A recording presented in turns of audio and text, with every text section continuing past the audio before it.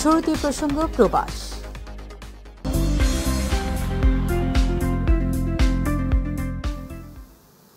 কুয়েতে কর্মসংস্থান কর্তৃপক্ষ PAM ঘোষণা করেছে যে 2025 সালের 1 নভেম্বর থেকে বেসরকারি খাতের সব প্রতিষ্ঠানকে কর্মীদের দৈনিক কাজের সময়, বিশ্রামের সময়, সাপ্তাহিক ছুটি ও সরকারি ছুটি এবং অতিরিক্ত কাজের সম্পর্কিত তথ্য PAM সিস্টেমে ইলেকট্রনিকভাবে জমা দিতে হবে। প্রতিনিধি আল আমিন রানা জানান, বিশেষজ্ঞরা বলছেন এই পদক্ষেপ কুয়েতে শ্রমিকদের কর্মপরিবেশ উন্নয়নে গুরুত্বপূর্ণ ভূমিকা রাখবে। অনেক সময় দেখা যায় শ্রমিকদের অতিরিক্ত সময় কাজ করানো হয়, কিন্তু তা নথিভুক্ত হয় না। নতুন এই ডিজিটাল পদ্ধতির মাধ্যমে এমন অনিয়ম কমবে এবং শ্রমিকরা তাদের ন্যায্য অধিকার পাবে। সংস্থাটি আরও জানিয়েছে, যারা নির্ধারিত সময়ের মধ্যে এই ওয়ার্ক শিডিউল জমা দেবে না, তাদের বিরুদ্ধে প্রশাসনিক ব্যবস্থা নেওয়া হবে। কোম্পানিগুলোর জন্য এটি বাধ্যতামূলক এবং নিয়মিত আপডেট দিতে হবে। এই তথ্য ডাটাবেজে সংরক্ষিত থাকবে এবং প্রয়োজনে তা যাচাই করা যাবে। এই উদ্যোগ আন্তর্জাতিক শ্রম মানদণ্ডের সঙ্গে সামঞ্জস্যপূর্ণ, যা কুয়েতকে একটি শ্রম বান্ধব দেশ হিসেবে প্রতিষ্ঠিত করতে সহায়তা করবে। এই নতুন নিয়মের মাধ্যমে কুয়েতের শ্রমিকদের কর্মঘণ্টা ও অধিকার নিয়ে আরও স্বচ্ছতা এবং জবাবদিহিতা আসবে বলে আশা করা হচ্ছে, জানিয়েছেন কুয়েতের কর্মসংস্থান কর্তৃপক্ষ। বাহরাইনে নবীনগর সমাজকল্যাণ ঐক্য পরিষদের উদ্যোগে অনুষ্ঠিত হলো এক নাগরিক সংবর্ধনা অনুষ্ঠান। সংবর্ধনা দেওয়া হয় বাংলাদেশের জাতীয় কাবাডি ফেডারেশনের কর্মকর্তা, নবীনগরের কৃতি সন্তান এবং বাংলাদেশ পুলিশের স্পেশাল ব্রাঞ্চের উপমহাপরিদর্শক মোহাম্মদ মনিরুজ্জামানকে।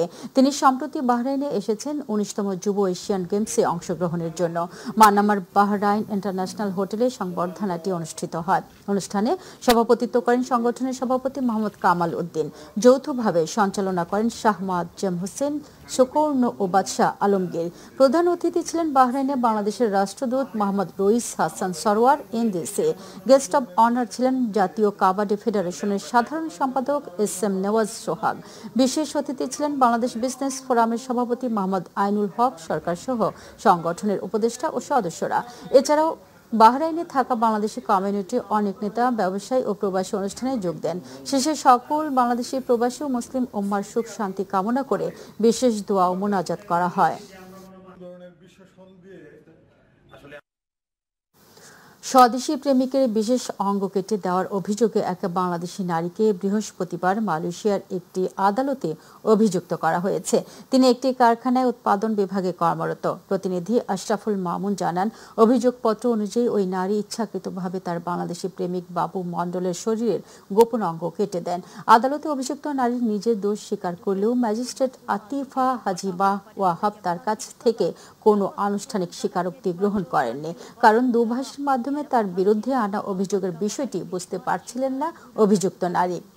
এই অভিযোগ প্রমাণিত হলে ওই নারীকে মালয়েশিয়ার দণ্ডবিধির 326 ধারায় সর্বোচ্চ 20 বছর পর্যন্ত কারাদণ্ড ও জরিমানার মুখোমুখি হতে পারে।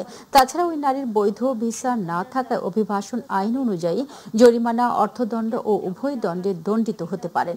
তদন্ত কর্মকর্তা বলছেন, বিদেশের মাটিতে এই ধরনের ঘটনা জামিনের অযোগ্য অপরাধ হিসেবে বিবেচিত হয়। গত 8 অক্টোবর ভোররাতে দেশটির জোহরের গেলাং পাথা এলাকায় একটি কারখানার পেছনের বস্তিতে তাদের ভাড়া করা বাড়িতে এই ঘটনা ঘটে।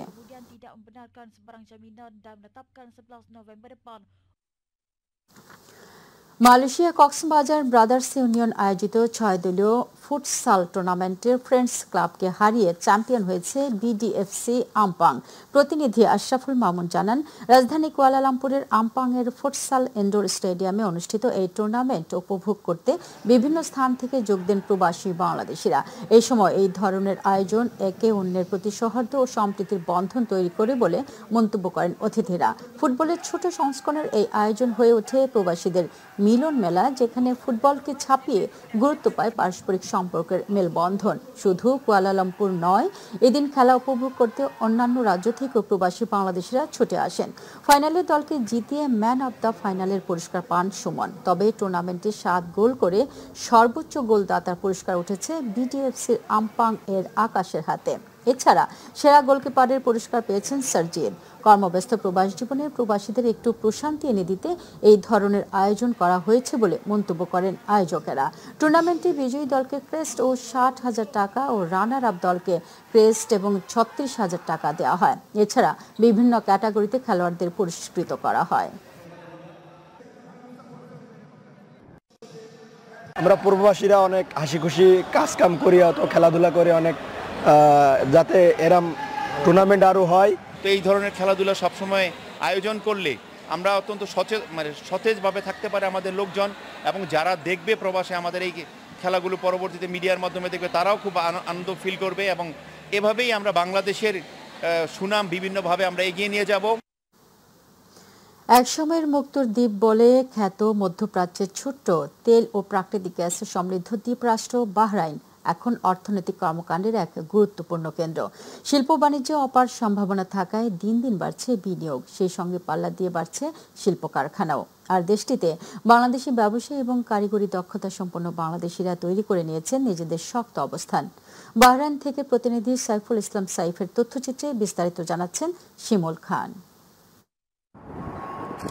গ্রীষ্মকালে মধ্যপ্রাচ্যের সবচেয়ে উষ্ণ দেশগুলোর মধ্যে অন্যতম বাহরাইন। এই চরম গরমে বাসাবাড়িতে এয়ার কন্ডিশন ছাড়া জীবন কল্পনাই করা যায় না। তাই দেশটিতে এয়ার কন্ডিশন রিপেয়ার বা মেরামতের ব্যবসা অত্যন্ত প্রয়োজনীয় ও লাভজনক একটি খাত। এই খাতে সফলভাবে কাজ করছেন বহু বাংলাদেশি প্রবাসী ব্যবসায়ী। দক্ষতা ও শ্রমের জন্য বাঙালি শ্রমিকদের কদর রয়েছে দেশটিতে।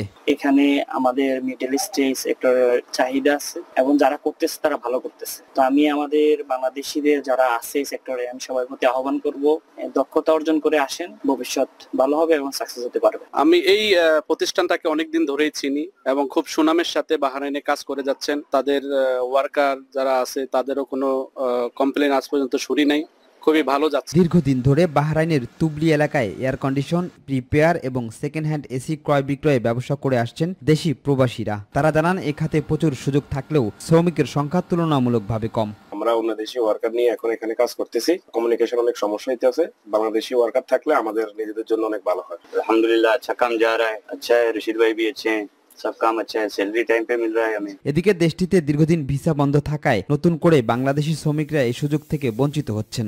বাহরাইনে কূটনীতিক আলোচনা আরো জোরদার করে এই সমস্যাটা সমাধান করে দেওয়ার আহ্বান করব। এটা আমাদের বাহরাইনের সকলের দাবি, এবং ফ্যামিলি ভিসা খোলাটাও জন্য আমাদের সবার এই সমস্যা ভুগতেছি, সেটার জন্য খুলে দেয়, সেটার জন্য আমাদের বাংলাদেশ সরকার যেন এইগুলো নিয়ে কাজ করে, সেটার জন্য আমি আহ্বান করব। বাহরাইন প্রবাসীরা বলছেন ভিসা সমস্যার সমাধান হলে বাংলাদেশের রেমিটেন্স প্রবাহ আরও বৃদ্ধি সহ নতুন কর্মসংস্থানের সুযোগ তৈরি হবে দেশটিতে। শিমুল খান, মাই টিভি, ঢাকা।